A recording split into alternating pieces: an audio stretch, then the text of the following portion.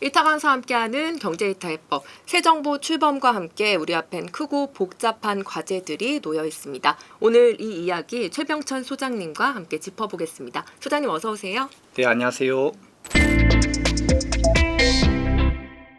트럼프 이제 대통령이 LA 시위 진압을 위해서 주지사 동의 없이 주방위군을 투입했는데요. 네. 뭐 인권 침해, 위헌 논란도 이제 동시에 일고 있는데 이번 조치에서 가장 쟁점이 된 부분이 뭐라고 생각하실까요? 이제 트럼프 대통령의 핵심 공약 중에 하나가 불법 체류자 단속이었었잖아요.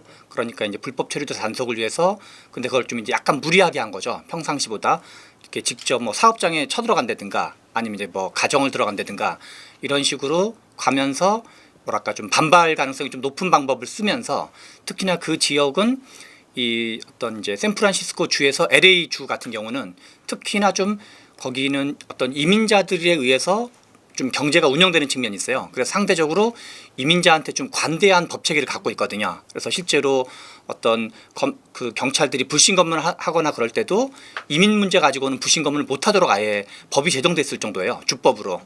그래서 그리고 또 이제 어떤 공화당 지지 기반이라기보다 민주당 지지 기반인데 트럼프 그 연방 정부가 그런 과도한 단속을 하면서 반발이 있으니까 시위가 격화되는 과정에서 다시 이제 주 방위군을 주정부 요청 없이 투입했기 때문에 지금 현재 위헌 논란이 벌어지고 있는 중입니다.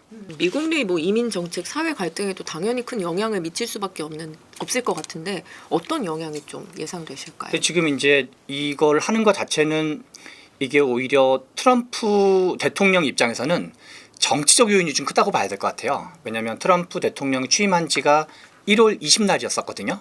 1월 20날 취임해가지고 또 한때는 우크라이나 젤렌스키 대통령이랑 막 티격태격 했던 걸 우리가 본 적이 있었고 또 4월 초에는 이제 전 세계를 대상으로 관세를 선포했었잖아요. 엄청나게 높은 관세를 통해서 우리나라는 한미 FTA 체결 국가인데도 완전히 하루아침에 휴지 쪼가리가 돼버린 꼴인 건데 지금 그리고 또 최근에는 일론 머스크와의 갈등을 해가지고 험한 말들을 막 주고받고 있는데 그리고 미국 경제 사정도 별로 안 좋고 이런 것들이 맞물리면서 트럼프 대통령 입장에 다분히 약간 정치공학적인 문제식을 담고 본인들의 지지층이 결집시키기 위한 용도로 이걸 좀 추진하고 있지 않느냐라는 의혹을 살 만한 일이어서 자칫하면 유혈 사태 같은 것도 좀 배제할 수 없지 않을까. 이게 그러니까 단지 어떤 그 이민 단속의 연장이라기보단 그런 건 이미 뭐 멕시코 장벽이라든가 아니면 이제 멕시코와의 국경선에다가 군을 배치한다든가 이런 걸 통해서 보여줄 만큼 많이 보여줬거든요. 그런데 더 큰 맥락은 약간 정치적 의도를 가지고 있는 게 아닌가라는 생각이 듭니다.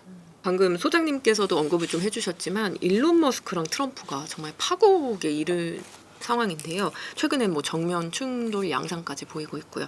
뭐 이 둘 관계를 좀 어떻게 보고 계시고 더 좀 손해를 보는 쪽이 어느 쪽이라고 생각하시는지 궁금해요. 이게 실은 지금 빵 하고 터진 거는 이제 이번에 터졌지만 실은 기억나실지 모르겠지만 한 4월 17일 날이거든요.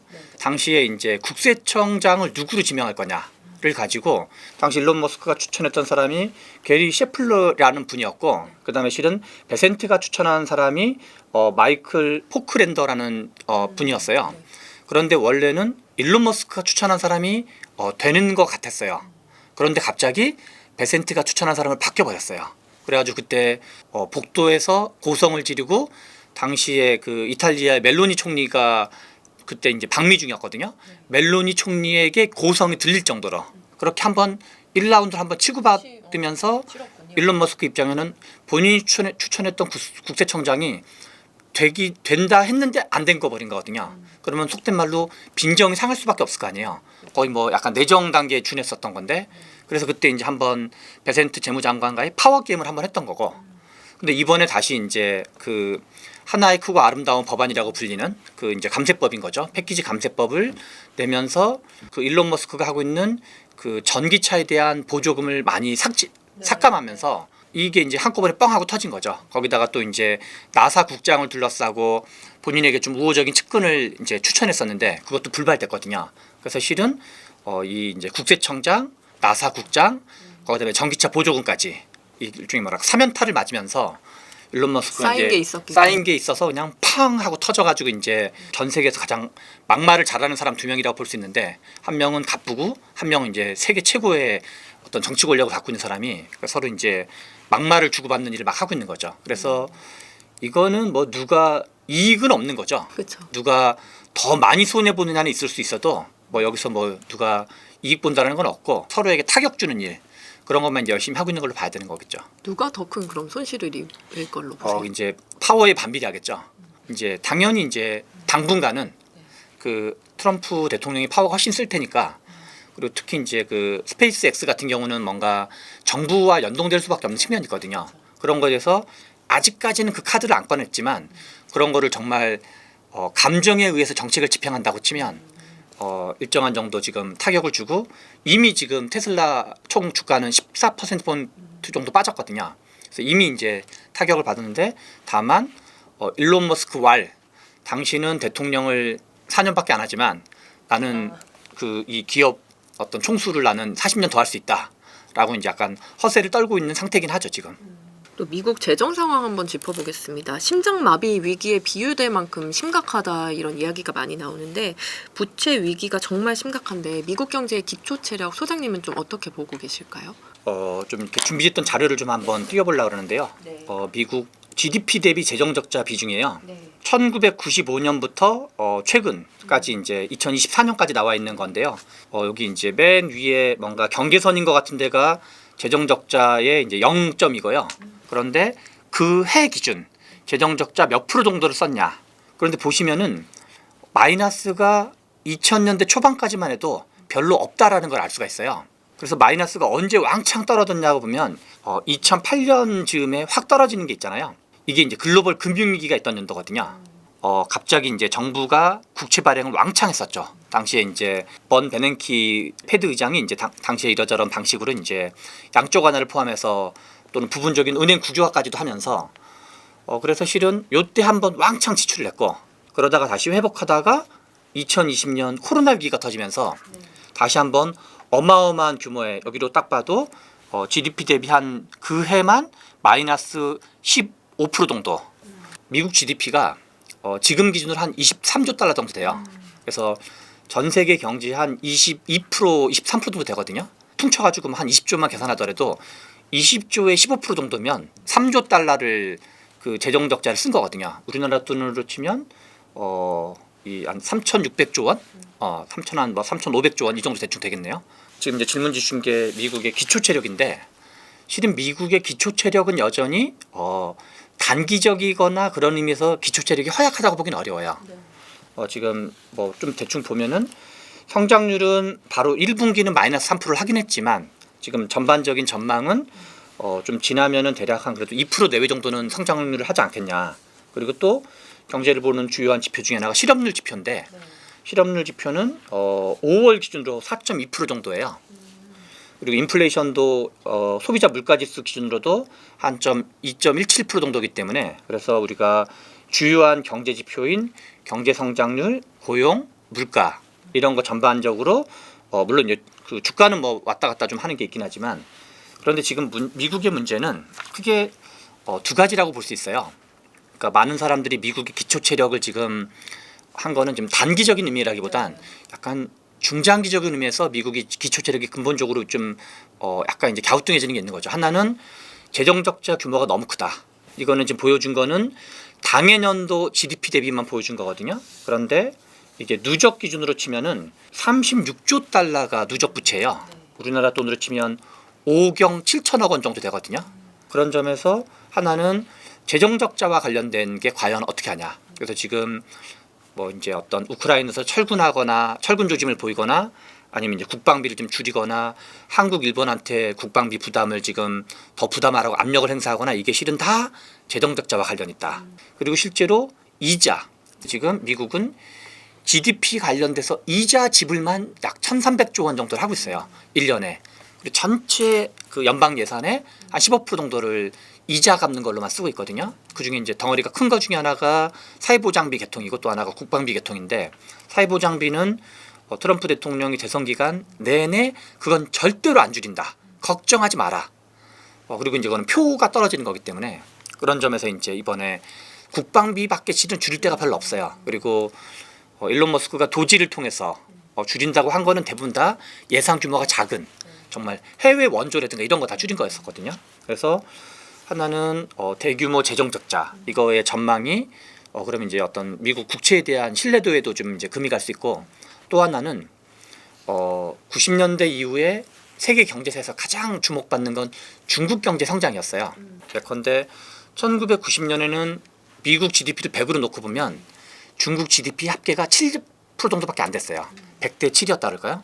지금은 75 정도까지 따라왔어요. 미국 GDP는 100인데 근데 그러면 90년대 이후에 약 30년 동안 전 세계 선진국이 대부분 다 중국한테 제조업을 위탁하면서, 또는 이제 중국과 관련된 중국, 일본, 한국, 대만, 요 동북아 네 나라가 전 세계 제조업의 어떤 그 제조업 공장 역할을 하면서 미국은 디지털 플랫폼 산업과 금융 산업에서 경쟁력을 유지했던 거죠. 일종의 어떻게 보면 국가적으로 분업을 했다 그럴까요? 근데 제조업의 특성 중에 하나가 전쟁 산업이란 특성이 있어요. 그래서 옛날에 독일, 일본, 미국 전쟁에 강했던 나라들은 다 제조업 강국이거든요. 그래서 이게 서로 사이좋게 지내는 사이면 중국이 제조업을 미국을 앞서든 아니든 아무 관계가 없어요. 그런데 서로 약간 경쟁 국가가 될 때는 제조업은 나중에 곧바로 전시에는 이게 군수 산업 역량과 연동되게 돼요.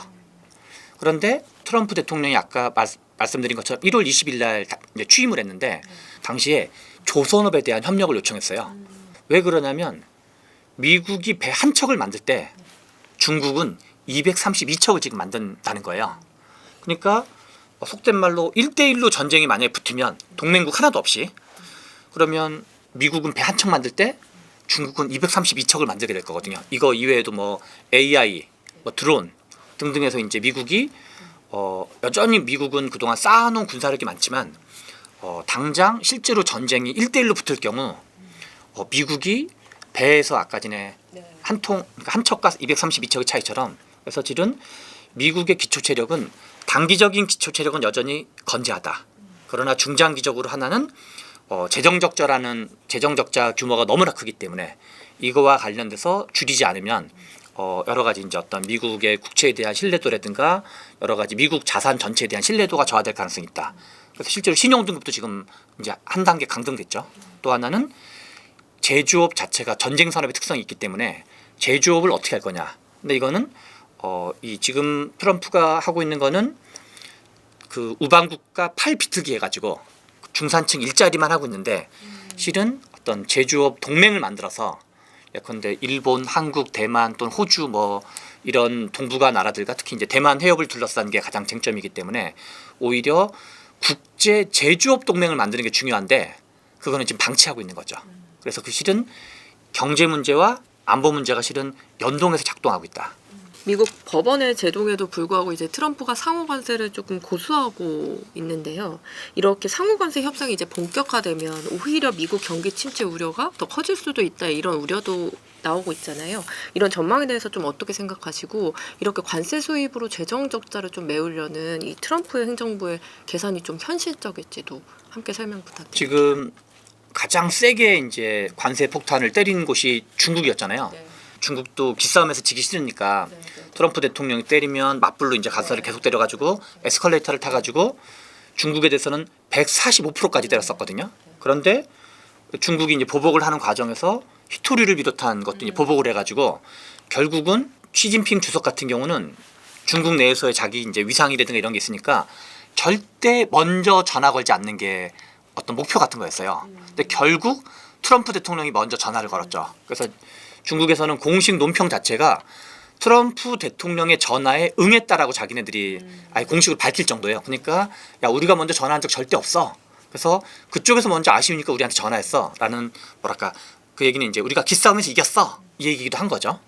그래서 결국은 이제 다 각자 115%씩 다 줄여가지고 이제 지금 확 다운됐는데, 이 중국의 관세 전쟁 과정에서의 보여주는 것처럼 세상에 당연히 당하는 나라가 가만히 안 있죠. 한쪽만 일방적으로 얻어 터지진 않기 때문에, 그래서 다른 나라들도 다 반응을 할 수밖에 없거든요. 그래서 실은 트럼프 대통령이 관세를 지렛대로 협상을 하려고 하는 거지만 국내에서는 앞에서 말씀하신 것처럼 법원에서 이거는 원래는 이제 어떤 비상조치라는 마치 우리가 얼마 전에 있었던 계엄령이라는 게 헌법에서 요건이 정해져 있는 거잖아요. 근데 실은 트럼프 대통령의 관세 전쟁도 관세에 대해서도 요건이 정해져 있던 거였거든요. 근데 그 요건을 무시하고 이제 했던 측면이 있어서 법원에서는 이제 그거는 일단 불법이다, 그 위헌이다 이렇게 판단을 하고 있는 거고, 그런데 또 불구하고 또 중국이랑은 또 잘 안 되고 있고, 그래서 아직까지는 트럼프 대통령이 뭔가 시끌벅적했던 거에 비해서 정치적으로 경제적으로 성과가 없는 거죠. 지금 일본 같은 경우도 이제 외교 전략 전술이 되게 발달한 나라인데 일본이 하고 있는 대표적인 방법이 시간 끌기예요. 계속 시간을 끄는 거. 그래서 우리가 이제 한덕수 권한대행 체제 때도 이 한덕수 체제 때 그걸 하냐 새 정부가 하냐 가지고 논란도 왔다 갔다 했었지만 실은 지금 보면 한덕수 권한대행 때 했으면 큰일 났던 거죠. 가장 뭐랄까 트럼프 대통령이 기세등등할 때 하는 꼴이 되는 거거든요. 그래서 이거는 미국 입장에서도 성과가 있더라도 미약할 가능성이 높고, 다 힘없는 나라들은 또 빼먹을 것도 별로 없거든요. 다 빼먹을 게 있는 나라들은 힘 있는 나라들이기 때문에 뭐 대표적인 데가 중국과 이제 유럽연합, 그다음에 이제 동아시아의 좀 일본, 한국 같은 약간 경제 강국들, 이런 몇 나라들인데 거기서 좀 그 의미 있는 성과를 내기는 쉽지는 않아 보인다. 그리고 하더라도 약간 지금 미국의 GDP 대비 재정 적자 규모에 비하면 약간 세 발의 피라 그럴까요? 여기서 정치적인 성과가 별로 없으니까 실은 이제 LA 시위대를 일부러 자극하는 걸 쓰고 있다고 봐야 되는 거죠. 그래서 한국 입장에서도 지금 이제 새 정부가 등장했기 때문에 7월쯤에 이제 한번 다시 협상을 하기로 했는데 뭔가 일단은 그 서둘러서 성급하게 하기보다는 원하는 게 뭔지를 차분히 계속 주고받기를 하면서 미국의 의도와 미국이 가지는 파워는 어느 정도인지, 그리고 어느 정도로 여기가 이제 강한 의지를 갖고 있는지, 그런 걸 보면서 좀 차분하게 대응할 필요가 있지 않나 싶습니다. 최근에 미국 국채 금리가 오르는데도 달러는 계속 좀 약세 흐름을 보이고 외국인 뭐 자금 이탈도 이뤄지고 있더라고요. 이전과 달리 국채 금리 상승이 달러 강세가 이제 동반되지 않는 이유를 어떻게 보고 계실까요? 우리나라가 1990년대 외환위기 터지기 전에 혹시 금리가 몇 프로 정도인지 그 뭐 혹시 아세요? 90년대 중반에 우리나라 금리가 20%? 맞습니다. 20 내지 25%였어요. 금리가 높다 그러면 당시로 치면은 90년대 중반으로 치면 한국 금리가 높았겠어요? 미국 금리가 높았겠어요? 당연히 한국 금리가 높았을 거거든요. 금리라는 거에는 소위 말하는 어떤 위험에 대한 프리미엄이 담겨 있거든요. 그래서 상환 가능성이 좀 불투명한 나라일수록 금리가 높은 거잖아요. 그래서 우리 뭐 하이 리턴, 하이 리스크, 로 리턴, 로 리스크 얘기도 하지만, 그래서 원래는 미국이 안전하다고 느낄 때는 미국의 금리가 올라가면, 어떤 국채 금리 같은 게 올라가면 해외 투자자들이 야 뭔가 마진이 많이 남겠다 해서 미국으로 들어갔던 거거든요. 그래서 달러 강세 효과를 냈던 건데, 그거는 미국의 어떤 국채가 매력적인 투자 자산 또는 안전 자산이라고 생각하니까 금리를 높이니까 이제 들어갔던 건데, 똑같은 금리가 높음에도 불구하고 지금 금리가 높아진 거는 위험 프리미엄으로 인식하고 있는 거죠. 그래서 미국이 금리가 높아진 거는 트럼프 대통령이라든가 미국의 어떤 앞에서 말씀드렸던 뭐 GDP 대비 재정 적자라든가 이런 거에서 미국 시그널이 안 좋은데 뭔가 좀 안 좋은 의미에서 금리가 올라가고 있는 것 같아 라고 해서 오히려 빠지고 있는 거죠. 그래서 지금 오히려 이제 달러는 약세를 보였고 6개월간 원달러 환율만 봤더니 그 1월 초에는 한 1,476원 정도 됐어요. 그런데 지금 6월 달에는 원달러 환율이 한 1,350원에서 1,370원 사이로 왔다 갔다 해가지고 6개월 정도의 미국 달러 가치로만 보면 7%포인트 정도가 좀 하락한 거거든요. 그래서 상대적으로 지금 이제 대체 자산들, 그러니까 해외 투자자 입장에서는 자국 통화, 우리나라로 치면 이제 원화도 그 연초에 비하면 지금 상대적으로 강세를 보이는 거죠. 그리고 또 대표적인 이제 금이 금값이 되고 있어요, 점점. 그래서 1월 초에는 온스당 한 2,670달러 정도 했었는데 최근 자료를 보니까 한 온스당 3,315달러 정도라서 연초 대비 한 9% 올랐거든요. 그러니까 달러가 연초 대비 7% 정도 7%포인트 떨어졌는데 금이 마침 한 9%포인트 정도가 상승해가지고 약간 이제 대체되고 있다는 걸 좀 대충 보여주는 상징적인 가격 변동이 아닌가 싶습니다. 이 가운데 미국 감세안에 외국인 투자자에 대한 최대 20% 징벌적 과세 조항이 포함됐더라고요. 한국 이제 개인 투자자들의 이중과세 우려가 당연히 커지고 있는데 이런 조치가 외국인 투자 심리에 어떤 영향을 좀 미칠 것으로 보세요? 지금 이제 미국에서는 타국이 자기네에게 불공정한 걸 하고 있는 경우, 우리가 보복하겠다. 관세도 본인들은 보복한다는 명분에 했던 거잖아요. 그런데 지금 이제 심지어 세금도 보복 세금을 하겠다는 거예요. 그 이제 판단은 어느 정도는 좀 트럼프 대통령의 자의적 판단이 어느 정도 좀 들어가겠죠. 그래서 뭐 디지털세라든가 아니면 이제 뭐 본인들이 이러저런 마음에 안 드는 자기네 플랫폼에 대해서 과도하게 규제한다든가, 그러니까 해외에 있는 자기네 그 어떤 미국의 플랫폼들에 대해서. 그래서 지금 말씀하신 것처럼 기존 세금에 비해서 5% 포인트 정도는 더 하는데 최대 20% 포인트까지. 그러면 지금 우리나라가 한미 조세 조약에 의해서 미국의 이제 어떤 그 투자 자산들에 가지고 있으면 15% 정도의 세금을 이미 이렇게 이제 맞게 되어 있어요. 그 배당 원천 징수에 대해서. 그러면 현재는 미국에 대해서 15%를 세금을 부담하는데 이제 최대까지 가면 35%를 때려맞게 되는 거죠. 그래서 제가 보기에는 금투세 폭탄이 미국에서 터질 가능성이 있다. 오히려 우리가 이제 작년 연말에 금투세 가지고 막 설왕설래가 많았잖아요. 뭐 해야 되느니 말아야 되니, 뭐 연기하느니, 뭐 개정하니, 뭐 폐지하니 했는데 결국은 폐지됐는데, 금투세 폭탄이 미국에서 터지고 한때 우리가 이제 그 국장 탈출은 지능순이다 이런 표현 있었잖아요. 제가 보기에는 뭐 장기적으로는 그렇지 않겠지만 단기적으로 특히 이제 올 하반기 한해서는 잘하면 미장 탈출은 지능순이다라는 상황이 벌어질 수 있겠다. 그래서 우리 이제 이재명 지금 대통령 입장에서는 윤석열 대통령이 과도한 계엄을 해가지고 국민적 공분을 사면서 어떻게 보면 이재명 대통령 당선에 1등 공신 역할을 해두는데, 당선은 윤석열 대통령이 좀 1등 공신했다라면 이번에 어떤 우리나라 주가 상승은, 이재명 정부의 주가 상승은 트럼프 대통령이 잘하면 1등 공신이 될 수 있는 그런 역설적 상황, 뭐 다 이제 의도하고 한 건 아니겠지만, 그래서 미장을 탈출하고 국장 프리미엄 시대가 올 하반기까지는, 올 하반기 또는 뭐 잘하면 내년 상반기까지는 이러저런 정치적 요인에서 미국의 정치 상황과 우리가 그런 거잖아요. 그 이 금투세 논란도 한국의 금투세를 하면 빠져나가겠다는 거잖아요. 근데 지금 그거를 트럼프 대통령이 하고 계시는 거거든요. 그래서 여러분들 빨리 한국으로 돌아가세요라는 정책을 피고 있기 때문에 미장에 가 있는 아마 이제 서학개미들이 대거 동학개미로 어떤 그 뭐랄까 전향이라 그럴까요? 아니면 이제 리턴을 대규모로 하지 않을까라고 이제 제 주변에서 좀 미장 투자하시는 분들도 지금 이제 그 이렇게 조짐이 있어서 지금 할까 말까 이제 약간 그 어떤 거기 이제 그 끄떡끄떡한 상황이다 이렇게 말하시는 분을 몇 분 이제 접하기도 했습니다. 이 가운데 AI 칩 이제 대표 주자인 엔비디아가 세계 시총 1위를 다시 되찾았는데요. 각종 규제에도 불구하고 결국은 또 이렇게 AI가 다시 힘을 받는 이유 어디에 있다고 좀 보실까요? 그 정말 그 엔비디아는 정말 대단한 그 기업인데요. 엔비디아 시총이 지금 이제 최근에 다시 올라가지고 이제 역대 최고치를 기록했죠.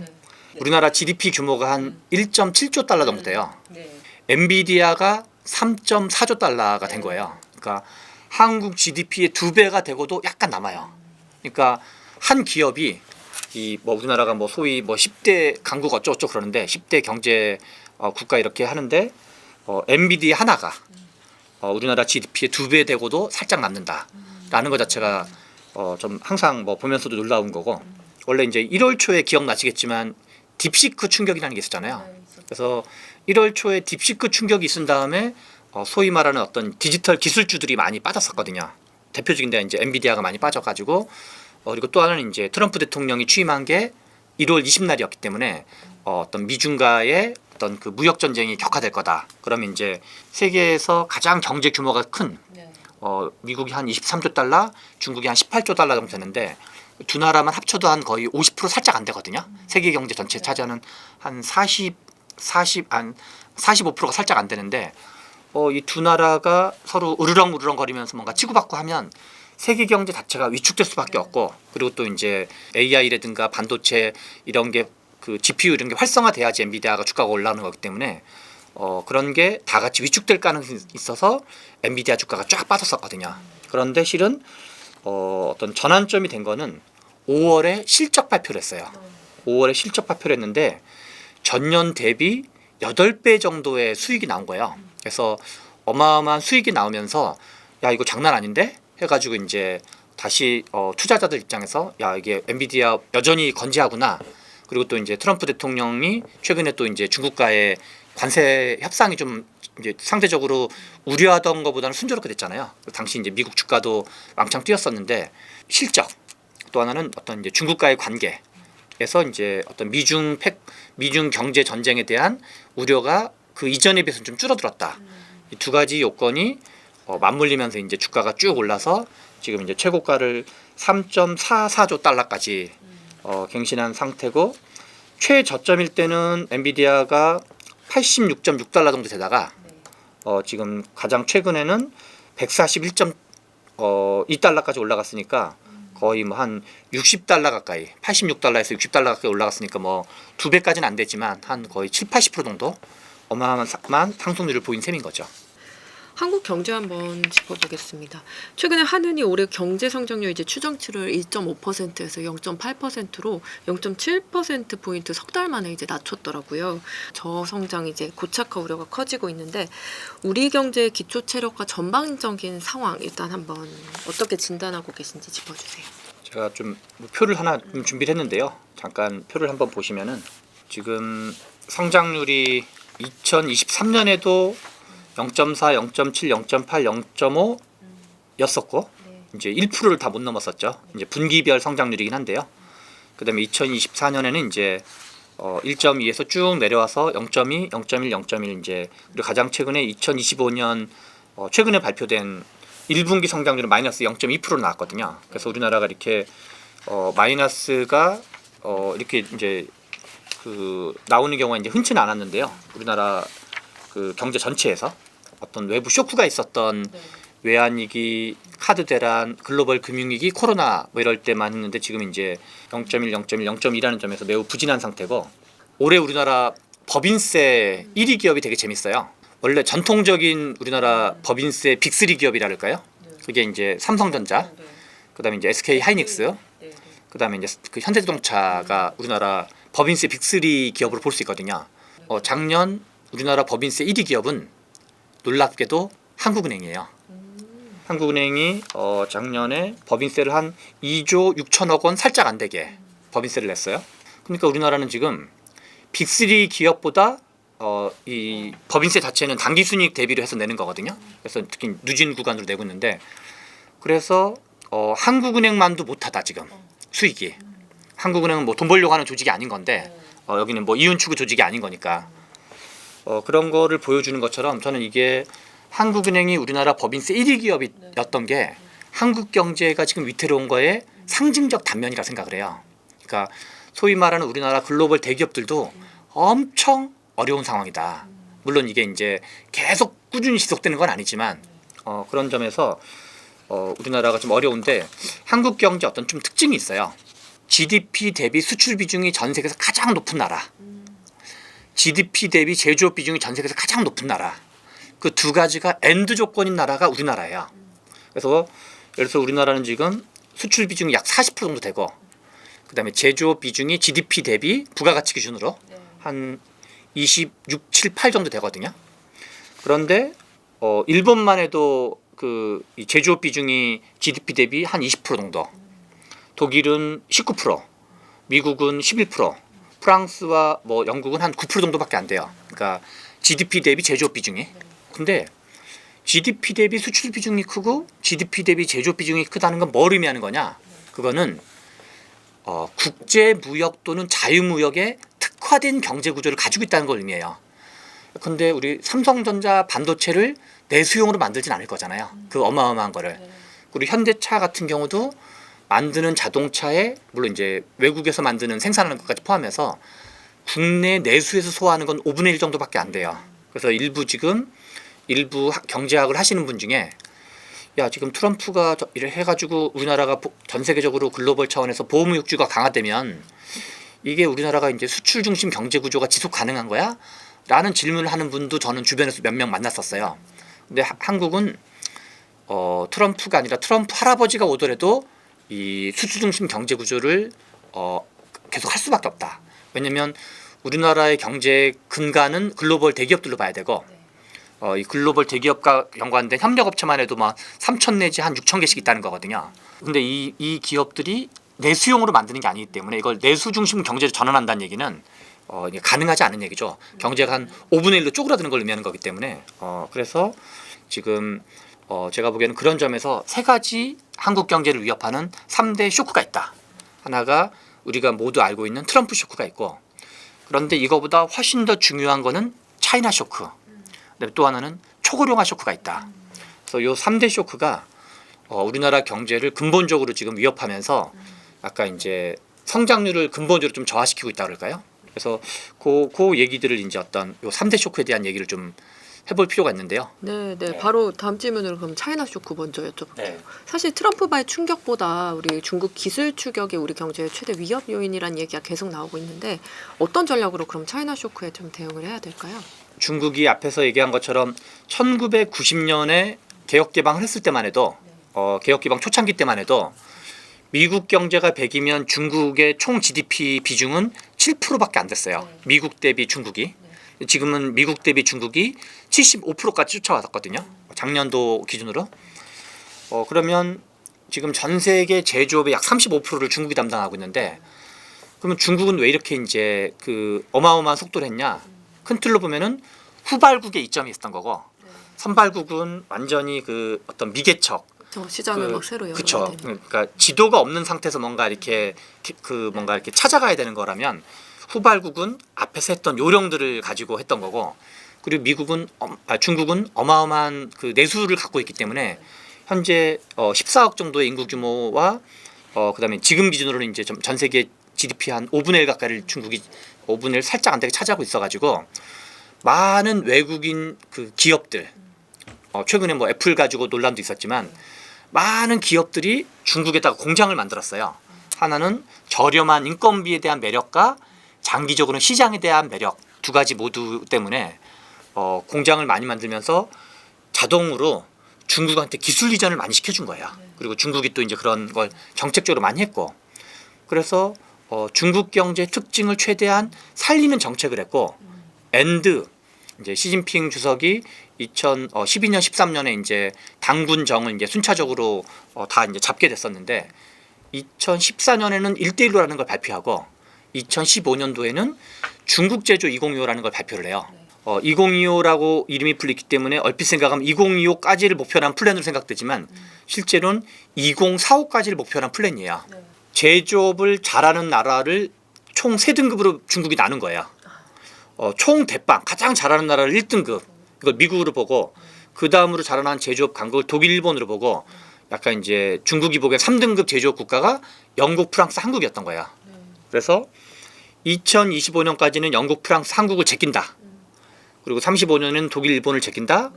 그다음에 45년까지는 미국을 제낀다. 그래서 9대 과제, 제조업 혁신, IT 기술, 제조업 기초 역량, 품질, 친환경 제조업, 10대 전략산업, 구조조정 확대. 재밌는 게 구조조정 확대도 지금 미션 중에 하나예요. 중국은 이제 아예 구조조정을 정부가 막 하고 뭐 노동시장 유연화도 이런 거 막 하고 그러는 거죠. 10대 전략산업은 차세대 IT, 구조물 수치 제어 로봇, 항공 우주 장비, 해양 장비 및 첨단 기술 선박, 선진 궤도 교통 설비, 이게 이제 뭐 우리 GTX 이런 거 비슷한 거라든가 이런 것들인 거죠. 에너지 절약 및 신에너지 자동차, 이게 전기차인 거고, 전력 설비, 전력 설비가 관련된 게 실은 이제 뭐 원자력이기도 하고 여러 가지 뭐 태양광, 풍력 이런 것 등등을 다 포함하는 거고, 농업 기계 장비, 신소재, 바이오 의약 및 고성능 의료기기. 그런데 재밌는 거는 앞에서 제가 제조업의 특징 중에 하나가 전쟁 산업이라는 표현을 한 적 있잖아요. 그래서 이게 약간 이제 이중 겸용 성격이 있거든요. 그래서 중국 제조 2025에서 야 우리가 2045년까지 미국 제조업을 제낀다는 얘기는 세계 최대 군사 강국이 된단 말과 같은 말이 돼요. 이게 이제 동시에 제조업 강국 플랜이기도 하고 군사 강국 플랜이기도 하거든요. 그래서 여기다가 이제 어마어마한 그 이제 투자를 하면서 이제 R&D 지원이라든가 이런 걸 했고, 그리고 지금 포춘주에 등록돼 있는 100대 기업에서 한 3, 4년 전에 그동안은 미국이 포춘지에 미국 기업이 가장 많이 등재돼 있었는데 지금은 그걸 제꼈어요. 중국 기업이 더 많아요. 근데 포춘지에 등재되어 있는 그 등록되어 있는 중국 기업은 대부분 국영 기업들이에요. 그러니까 중국이 소유하고 있는 중국 정부가 소유하고 있는 기업이죠. 그 국영 기업이란 얘기는 어떤 의미를 갖는 거냐면 망하지 않는 기업이랑 비슷한 말이에요. 정부가 어마어마하게 우리 마치 옛날에 대마불사 신화 이런 거 비슷한 것처럼 중국 정부가 이러저러한 어마어마한 지원을 하면 망할 리가 없거든요. 그런 점에서 그러니까 중국은 내부 국내 경쟁도 어마어마하게 치열하고 이미 글로벌 수준의 국영 대기업을 가지고 있고 그런데 경쟁도 치열하고 규모도 큰데 정부가 또 지원까지 해주고 있는 거예요. 그런데 우리가 뭐 애플이라든가 아니면 엔비디아라든가 미국 이런 기업들은 상대적으로 정부가 뭘 보조금 같은 거 지원해주지 않거든요. 왜냐면 선진국에서는 보조금 지원이라든가 내지는 이러저러한 정부가 지원해주는 거는 약간 좀 이제 바람직하지 않다라는 어떤 관념이 되게 강해가지고 그런 점에서 저는 이 중국이 제조업 추격은 지금 미국을 포함한 전 세계 선진 자본주의가 다 따라잡히고 있는 거를 어떤 나라도 아직 해법을 마련하지 못한 걸로 봐야 돼요. 그래서 우리나라도 특히 이제 우리나라랑 겹치는 영역이 너무 많기 때문에 우리나라 주력 산업들이 대부분 다 겹치고 있거든요. 옛날에 일본의 주력 산업을 한국이 이제 모방하다가 역전시킨 게 부분적으로 있었던 거고, 근데 지금 이제 중국도 역시 이제 모방 및 역전이 지금 되거나 아니면 미래 뭐 태양광, 풍력, AI, 휴머노이드 뭐 이런 거 등등은 다 그다음에 심지어 히토류까지 중국이 앞서는 게 워낙 많아서 그래서 우리나라는 중국 제조 2025와 비슷한 전통적인 표현을 하는 걸 산업정책이라 표현하는데요. 산업정책을 다시 복구할 필요가 있다. 이 보호무역주의 시대에 정부가 할 수 있는 가장 중요한 거는 한편으로는 규제 완화, 한편으로는 산업정책의 양날개가 진행되는 게 엄청 중요하다. 그래서 저는 한국 지금 새 정부도 새로 등장한 이재명 정부도 한국 제조 R&D 한 2035 플랜 이런 거 같은 거를 적극적으로 해서 대기업을 약간 파트너로 생각하는 또는 이제 지금은 이게 제조업도 서비스업과 연계가 되게 중요해서 서비스업은 특히나 이제 혁신형 스타트업 이런 데가 되게 중요하거든요. 그래서 하나는 우리나라의 글로벌 대기업, 또 하나는 어떤 혁신형 스타트업, 기술 기반 스타트업 이런 거에 어떤 생태계 차원을 육성하는 R&D 지원을 좀 과도하다 싶을 정도로 그리고 또는 이제 이런 이제 이쪽 분야의 이공계 인재, 예컨대 뭐 병역 특혜 같은 걸 포함해서 좀 과도하다 싶을 정도의 이제 그런 정책을 좀 쓸 필요가 있다는 생각이 듭니다. 아까 초고령화 쇼크도 한번 얘기를 해주셔서 한국이 사실 초고령화에 진입한 게 사실 큰 문제인데 경제와 복지 전반에 걸쳐서 현실적으로 좀 어떤 과제에 직면해 있다고 보시는지 궁금합니다. 이제 고령화 비율의 대표적인 거는 전체 인구 대비 노인 비중. 네. 여기서 노인의 기준은 65세 이상이에요. 네. 그런데 노인 65세 이상 노인이 7%, 14%, 20%가 7%를 고령화 사회, 14%를 고령 사회, 20%를 초고령 사회라고 표현을 해요. 그래서 그런데 7%에서 20%가 됐던 다시 말해서 고령화 사회에서 초고령 사회가 된 진행된 연도가 되게 재밌는데요. 프랑스가 7%에서 20%가 되는데 155년이 걸렸어요. 제가 이제 좋은 불평들이나 책에도 있어가지고 이제 통으로 암기를 했는데요. 그리고 우리 복지국가로 유명한 스웨덴이 124년이 걸렸어요. 7%에서 20%가 되는데 그리고 대표적인 이제 선진 자본주의 국가인 미국, 영국, 이제 독일 이런 나라는 80 내지 90년이 걸렸어요. 그러니까 7에서 20%가 되는데 독일과 미국도 어떻게 보면 이제 그 당시로 치면 후발 산업 국가였었죠. 그리고 전 세계에서 초고령화 국가가 첫 번째로 된 나라가 일본이었는데 일본은 35년이 걸렸어요. 어마어마한 속도죠.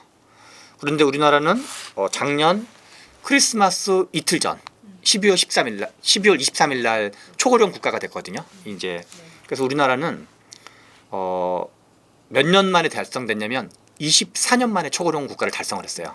거기서 기준은 제가 이제 7%에서 20%. 그러면 세계에서 가장 빠른 초고령 국가라는 거는 그 속도라는 건 도대체 우리 삶에 어떤 의미를 갖는 거냐? 우리가 쓰는 사회복지비의 3분의 2 정도는 노인 관련 예산이에요. 연금과 건강보험이거든요. 뭐 기초연금, 국민연금, 건강보험 이런 것들인데 이건 대체로 대부분의 나라가 다 그래요. 선진국들은 다 그런데 그러면 초고령 속도가 7%에서 20%가 된다는 얘기는 증세 속도가 빠르다는 걸 의미하는 거예요. 그러니까 프랑스 같은 나라는 155년 동안 점진적으로 증세하고 스웨덴은 124년 동안 증세했던 거를 한국은 24년 만에 아주 가파르게 팡 하고 증세해야 된다는 걸 의미하는 거죠. 대표적인 게 하나를 보여드리면 기초연금 재정 소요액 전망이라는 표가 있어요. 지금 우리나라 1년 예산이 2025년도 기준으로 677조 원이거든요. 대충 퉁쳐가지고 한 670조 원인데 지금 이 표에서는 23년도 표만 나와 있지만 2025년도 기준으로 기초연금 예산이 25조 원 정도 돼요. 대략 25조 원인데 한 지금으로부터 한 15년이 지난 2040년이면 기초연금 재원이 현행대로라면 하면 얼마 되냐면 대충 반올림해서 77조 원 정도 돼요. 그러니까 25조에서 50조, 75조보다 더 많은, 그러니까 3배도 더 넘는 거죠. 우리가 경제 성장률은 약 1% 정도 내외로 지금 되면은 뭐 1%에서 2% 정도가 간당간당 할 것 같은데 2% 넘기는 지금 만만치 않을 것 같은데 경제 성장률은 1, 2%인데 이 증가 속도는 지금 거의 뭐 이 15년 사이에 배율로 치면 거의 300% 정도가 올라가는 거니까 연평균으로 쳐도 한 엄청나게 많이 올라간다는 걸 알 수가 있는 거죠. 그래서 실은 초고령화가 된다는 얘기는 이 세금을 그러니까 복지 혜택을 받는 분들은 많아지고 세금을 내는 사람은 적어진다는 얘기잖아요. 그래서 지금은 우리가 복지 제도를 그 어떤 복지라는 제도의 본질에는 부합하지만 복지 확대와 복지 구조 개혁이 동시에 진행돼야 된다. 대표적인 게 기초연금인데 기초연금 얘기를 잠깐만 하면 노무현 정부 때 박근혜 대표가 제안한 걸 수용해 가지고 이제 그 소득 대체율 기준으로 한 9% 그러니까 9만 원 기준으로 도입됐어요. 소득 대체율은 5%였고 금액은 9만 원이었는데 그런데 지금 현재는 40만 원까지 올라왔거든요. 그런데 점점 하위 70%한테 기초연금을 지고 있는데 기초연금을 받고 있는 가장 소득이 많은 사람, 그 경계선에 있는 사람이 보건복지부가 발표한 건 노인 1인 기준 228만 원, 노인 부부 가구 기준 364만 원이에요. 근데 이거는 보건복지부가 산식을 약간 좀 장난질을 한 거고 산식을 들어가서 소득이 얼마까지 있는 사람이 받냐면 노인 1인 가구 437만 원, 노인 부부 가구 기준 745만 원도 기초연금을 지급받고 있어요. 다시 말해서 부자 노인 중에 기초연금을 지급받고 있는 사람이 엄청 많아요. 그래서 지금은 빈곤 노인을 위한 기초연금 제도가 아니라 그냥 예산 지출 그 자체를 위한 기초연금 제도로 전락해 버렸고 그러다 보니까 부자 노인 중에 기초연금 받고 있는 사람이 많다 보니까 무슨 일까지 벌어지냐면 노인 빈곤율이 상승하고 있어요. 그러니까 기초연금 예산은 급진적으로 올라가고 있는데 노인 빈곤율도 같이 올라가고 있어요. 21년도에 37.6%가 노인 빈곤율이었는데 지금 작년도 2024년도에는 오히려 2몇 프로가 올라서 39.7%가 노인 빈곤율이 올라가요. 왜냐하면 부자 노인한테도 기초연금을 주고 있기 때문에. 그리고 옛날에 이 제도가 도입되던 20년 전에는 당시 65세 진입하는 노인들이 무학이거나 초졸인 노인들이 많았어요. 그 1930년대 40년대생들이 많았는데 지금은 예컨대 유시민 씨가 지금 66세 67세 정도 되거든요. 대졸 노인들이 많은 거예요. 그리고 국민연금을 받는 노인들이 많아지고 옛날에 이제 국민연금 못 받는 노인들이 많아져서 그래서 실은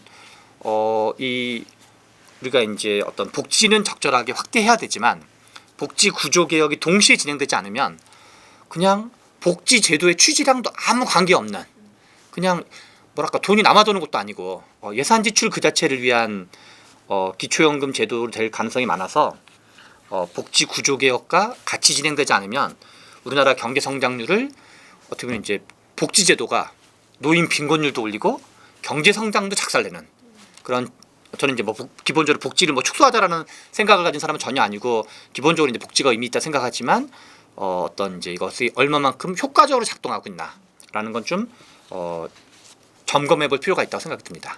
새 정부 이제 출범과 함께 3법 개정안이 이제 본격화될 예정인데요. 뭐 기업 지배구조 개선, 뭐 주주 보호에 대한 기대감도 이제 동시에 커지고 있는데 소장님께서는 이 상법 개정이 코리아 디스카운트 해소에 좀 얼마나 도움이 될 것으로 보고 계실까요? 대선이 6월 3일 날 있었잖아요. 6월 2일부터 한 6월 9일 사이에 대충 한 6일, 7일 정도 그 사이에 휴일도 많이 껴 있어가지고 실제로 이제 영업 개시일로 보면 한 3일 또는 4일 정도밖에 안 되는데도 불구하고 주가가 몇 프로를 상승했냐면 코스피는 한 2,700에서 2,850으로 뛰었고 코스닥은 730에서 765 정도로 좀 뛰었어요. 그래서 코스피는 불과 7일 만에 6% 정도 상승했고 그다음에 코스닥도 이제 한 4% 정도 상승을 해가지고 되게 가파른 지금 상승을 보여주고 있고 왜 이제 이러는 거냐? 하나는 이제 미국 아까 트럼프 대통령이 지금 미장 빨리 탈출하세요 하는 그런 비슷한 것처럼 이재명 정부가 등장하면서 상법 개정 등등을 하면서 상법 개정 말고도 시우른 여러 가지 이제 나머지 쪼개기 상장, 물적 분할을 통한 쪼개기 상장이라든가 뭐 자사주의 마법이라든가 지주회사 가지고 뭐 이상하게 한다든가 합병비를 이상하게 한다든가 여러 가지 방식이 많았는데 이런 거를 이재명 정부는 고칠 거라는 개혁할 거라는 시장의 기대감이 지금 반영된 거거든요. 그런 점에서 주가 상승은 누구 말대로 이제 그런 표현을 쓰시던데 그동안 코리아 디스카운트라고 우리 표현하잖아요. 디스카운트의 반대 개념으로 지금 우리가 가치 대비 저평가돼 있다는 게 디스카운트인데 그러면 다시 이제 가치에 근접하도록 이제 올라올 가능성이 높다는 거거든요.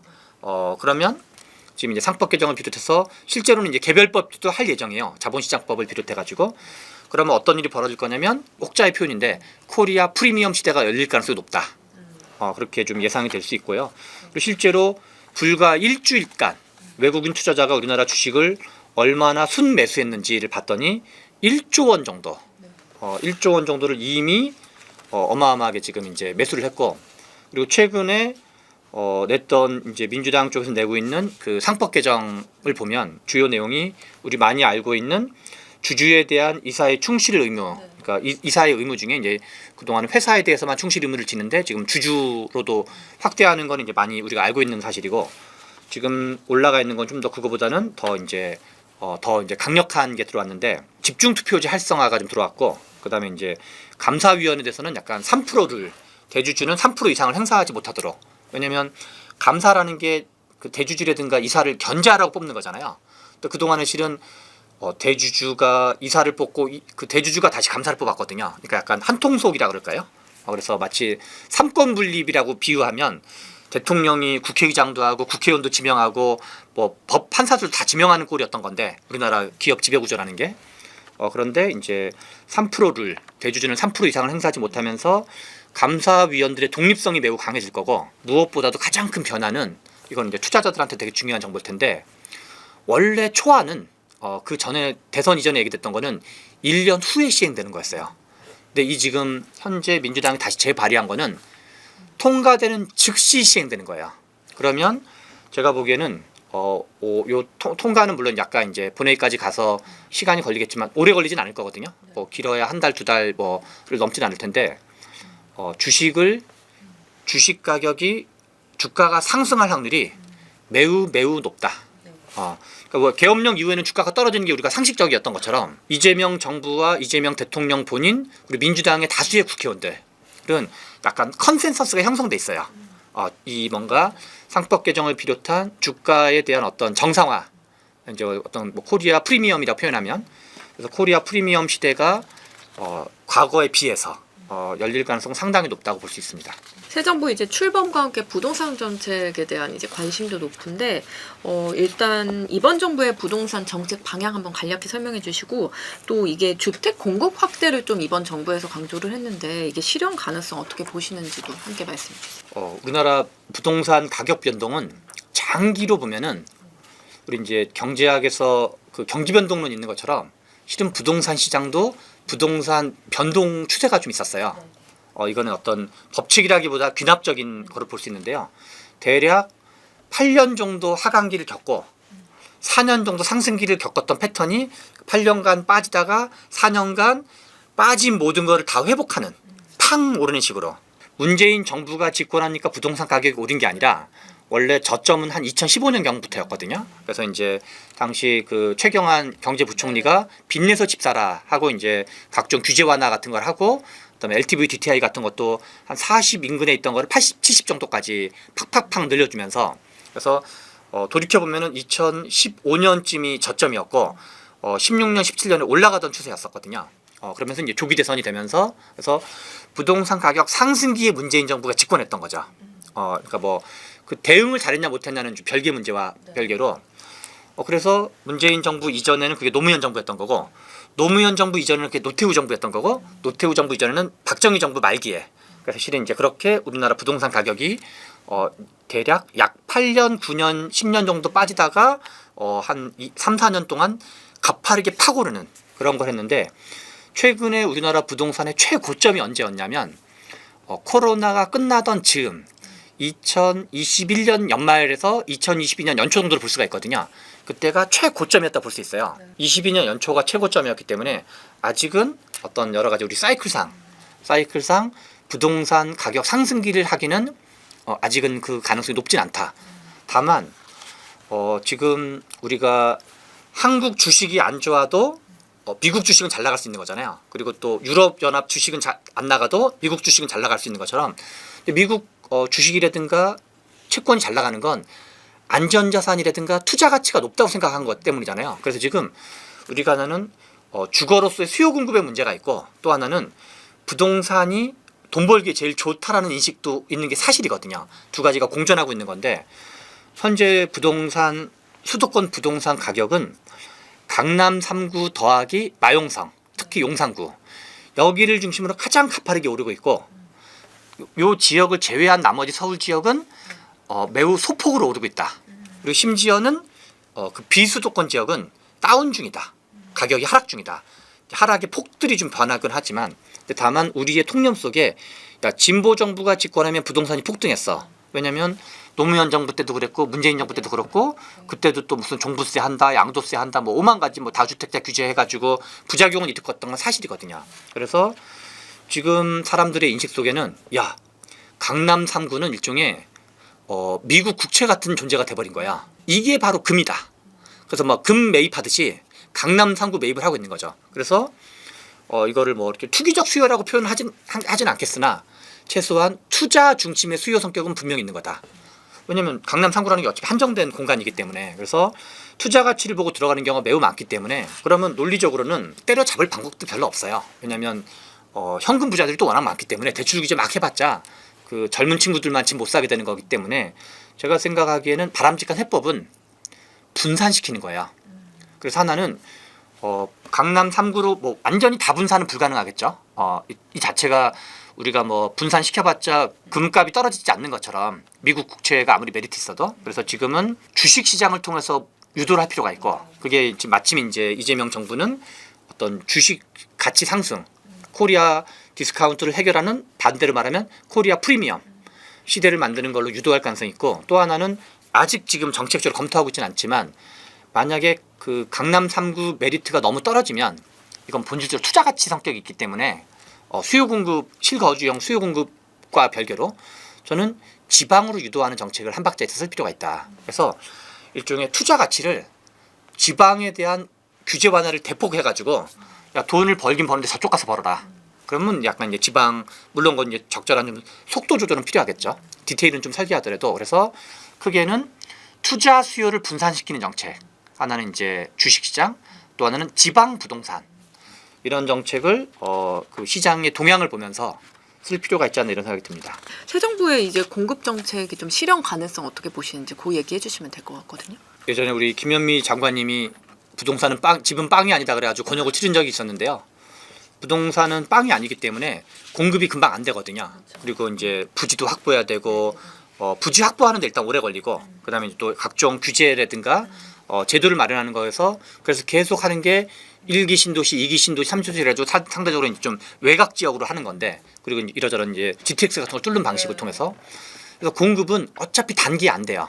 다만 시그널을 주는 정도까지는 가능한데, 다만 지금이 공급이 중심인 거냐라는 거는 판단의 여지가 있어요. 왜냐하면 앞에서 말씀드린 것처럼 우리가 부동산 시장을 크게 세 절에서 나눠서 강남 3구와 마용성 시장, 그다음에 이제 서울 시장, 그다음에 뭐 서울 및 수도권 시장, 그다음에 이제 비수도권 시장으로 구분한다고 치면, 지금 부동산 가격 상승의 조짐이 있는 거는 강남 3구 및 마용성 시장이거든요. 서울도 여전히 뭐 그렇게 크게 조짐이 있는 건 아니고, 비수도권은 심지어 여전히 하락 중이거든요. 하락의 폭은 좀 줄어들고 있다 하더라도. 그리고 이미 진행되기로 했던 3기 신도시, 이런 거를 좀 빨리 진행을 한다든가, 그리고 이제 좀 조기로 들어갈 수 있게 한다든가, 이런 정책이 필요한 거지. 그리고 공급도 뭐 확대하는 것 자체는 바람직하죠. 그러나 지금 의사결정을 신속하게 한다 하더라도 1년, 2년 안에 공급되는 건 아니다. 그런 점에서 현재는 약간 투자적 수요가 있고 그리고 전체 시장 가격 동향도 아직은 이제 뭐 그 우려할 만한 수준은 아니기 때문에 모니터링은 신중하고 주의 깊게 하되 투자 수요를 분산하는 정책이 지금은 좀 더 비중 있는 정책이지 부동산 공급 자체가 결정적이진 않다. 그냥 그거는 예정된 공급을 좀 서두르는 정도면 충분할 수 있겠다 이런 생각이 듭니다. 하반기에 서울 집값 상승할 것이라 이제 전망 계속 제기되고 있는데 최근 이제 시장 흐름 볼 때 소장님이 이런 전망 어떻게 보고 계신지 궁금합니다. 실은 이것도 왜 하반기에 올라갈 거냐에 대한 가장 중요한 이유는 크게 두 가지인 거죠. 하나는 진보 정부가 집권했어. 그러니까 뭔가 또 이상하게 할 거야. 그리고 뭔가 야 그동안 두 번 다 올라갔잖아. 2000년대 초반에도 그랬었고 2020년대 중반에도 그랬잖아. 그러니까 그게 이제 노무현 정부가 있었던 5년간, 이제 그다음에 문재인 정부가 있던 5년간 그게 동있네. 마치 경험칙처럼 이게 경험적 법칙처럼 사람들이 인식하는 게 있기 때문에 뭔가 이제 대응할 필요가 있다. 그러나 이거는 뭐랄까 이제 물론 부동산 투자라는 건 펀더멘탈한 문제뿐만 아니라 심리적 요인도 작동을 하기 때문에 그걸 고려해야 되겠지만 또 하나는 이제 금리나 기대감이 있는 거죠. 그래서 지금 이재명 정부가 기존에 추경을 한 15조 원 약간 안 되게 한 14조 원 정도 추경을 이미 했고 현재 논의되고 있는 것도 한 뭐 20조 원 내외 정도가 논의되고 있는 거거든요. 그러면 돈이 풀리는 거잖아요. 돈이 풀리고 또 경제가 안 좋으면 한국은행이 금리 인하 가능성을 전망하는 사람도 뭐 미국도 마찬가지지만 금리 인하 가능성을 전망하는 사람이 많으니까 유동성이 공급돼? 유동성 이퀄 우리 코로나 때 경제 전반은 아작이 났지만 자산 시장은 다 뭔가 대박을 친 거였잖아요. 그때 비트코인, 부동산, 주식, 뭐 동학개미, 서학개미 다 대박을 친 거기 때문에 유동성이 풀려? 두 가지가 일종의 많은 분들한테 시그널로 작동하고 있기 때문에 부동산 가격이 상승할 가능성이 높은 건 사실이죠. 다만 앞에서 말씀드린 것처럼 주식시장으로의 유도, 지방으로의 유도가 어떻게 됐느냐에 따라서 그 부동산 상승의 가파르기는 좀 달라질 수 있겠다라는 꼭 볼 수 있을 것 같습니다. 그래서 그거는 정부의 정책적 대응도 아주 중요한 변수가 될 수 있다고 생각을 합니다. 7월부터 이제 스트레스 DSR 3단계가 시행되면서 대출이 이제 더 어려워질 예정인데요. 이런 상황에서 이제 금리 인하가 동시에 좀 진행되면 시장이 어떤 방향으로 반응할지 궁금하고 뭐 무주택자, 청년층, 뭐 실수요자 이들에게는 좀 어떤 영향이 있을지도 함께 짚어주세요. 지금 참 이제 어떤 금융 측면과 부동산 측면과 어떤 우리 자산 양극화 측면 이게 다 이제 만만치 않은 문제긴 한데요. 지금 말씀하신 대로 7월부터 DSR 3단계가 시행돼요. 근데 DSR 1단계는 은행권의 주택담보대출한테만 했던 거였었고요. 2단계는 은행권의 신용대출과 제2금융권의 주택담보대출. 근데 이번에 이제 3단계가 하는 건 모든 가계대출에 대해서 총부채 원리금 상환제도, 원금과 이자를 합산해가지고 이제 상환하는 방식 제도가 이제 DSR 제도 핵심인데요. 그거를 도입하기 때문에 그래서 한편으로는 대출이 쪼여지는 측면이 있다. 이게 이제 한 측면이고 그러나 또 한편으로는 지금 상대적으로 금리 상승 가능성보다는 금리 인하 가능성이 높다고 봐야 되거든요. 왜냐하면 경제가 지금 이제 세계 경제도 그렇고 미국 경제도 그렇고 한국 경제도 그렇고 이게 좀 이제 경제가 좀 약간 다운돼 있는 편이기 때문에 금리 인하 가능성이 높기 때문에 그동안 이제 어떤 그 이자 부담이 좀 있는 분들 입장에선 아주 크지는 않겠지만 살짝 이제 이자 부담이 줄어들 가능성이 높아가지고 그래서 한편으로는 대출이 규제되는 측면이 있고 한편으로는 이자 부담이 완화되는 측면 이 두 가지가 같이 있기 때문에 앞에서 말씀드린 것처럼 큰 틀로는 부동산, 주식 이런 거는 좀 이제 뭐랄까 그 흐름상으로는 약간 상승 가능성이 높다 그럴까요? 그러나 이자 부담은 아무튼 이러나 저러나 좀 줄어들 가능성이 있고 그리고 실은 우리가 뭐 저 같은 경우도 마찬가지고 누구나 다 직장인들 월급쟁이 다 마찬가지였을 텐데요. 지금 서울 지역의 평균 아파트값 물론 이제 서울에는 아파트 말고도 이제 다세대 빌라 뭐 단독주택 이런 것도 많으니까 한 대략 한 5대5 정도 된다고 보면은 아파트가 평균이 10억 정도 되고 있어요. 10억, 11억 정도 되거든요. 그런데 그거를 자기 돈으로 마련하는 거 불가능하거든요. 그 아주 소수만 가능한 거고 결국은 대출 받는 게 좀 불가피한 면이 있어요. 그래서 대출을 받아야지만 그래서 오히려 대출 제도 그 자체가 청년 친화적 제도를 봐야 된다. 다만 그동안 정부가 역대 정부가 그 이명박 정부부터인가요? 아마 그때 도입된 걸로 기억나는데 전세 대출을 많이 확대하면서 전세 대출을 통해서 갭 투자가 좀 활성화된 꼴이 있는데 전세 대출은 제가 보기에는 이러저런 걸 좀 고려했을 때 이 자체가 전세 대출 그 자체가 갭 투자 활성화 정책이거든요. 그런 점에서 전세 대출은 좀 줄이는 게 좀 필요하다 정책적으로. 안 그러면 또 본의 아니게 부동산 버블을 부추길 가능성이 있거든요. 부동산 투자 열풍을 이게 한 번 불이 붙으면 우리 경제학에서 수요 공급할 때 수요의 법칙과 공급의 법칙이 있는데 가격이 오르면 수요가 줄어드는 게 원래 경제학의 기본 법칙이에요. 재밌게도 자산 시장은 반대 방향으로 움직여요. 부동산, 주식, 비트코인은 이런 이제 그 소위 말하는 어떤 이제 이런 투자들은 가격이 오르면 뒤늦게라도 나도 합류해야 되겠네 해서 가격이 오르면 오히려 수요가 늘어나는 특성이 있거든요. 이게 자산 시장의 특성인데 그래서 한 번 불 붙으면 이게 정치권이 어지간히 개입해서는 쉽지가 않거든요. 그래서 불 붙기 전에 워워워 하면서 이렇게 좀 그러니까 예의주시하면서 캄다운 시켜주는 정책을 뭔가 이렇게 어떤 차분하게 냉각시켜주는 정책을 좀 적시에 쓰는 게 필요하다고 생각이 듭니다. 그래서 저는 전세 대출도 줄이는 게 필요하다고 생각이 들어요. 오늘 소장님과 함께 트럼프발 리스크, 저성장 국면에 빠진 한국 경제, 부동산 시장 안정까지 함께 짚어봤습니다. 소장님 오늘 말씀 감사합니다. 네, 감사합니다.